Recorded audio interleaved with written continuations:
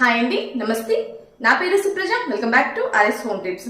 30 days sari tips and tricks అయితే ఇంత successful గా కంప్లీట్ చేసినందుకు మీ అందరికీ థ్యాంక్ యూ సో మచ్ అండి. ఇంత మంచి సపోర్ట్ ఉంటుంది అనేసి నేను అసలు ఎక్స్పెక్ట్ చేయలేదు. సో ఫైనల్ గా అయితే మన 30 days sari tips and tricks అయితే కంప్లీట్ అయిపోయాయి.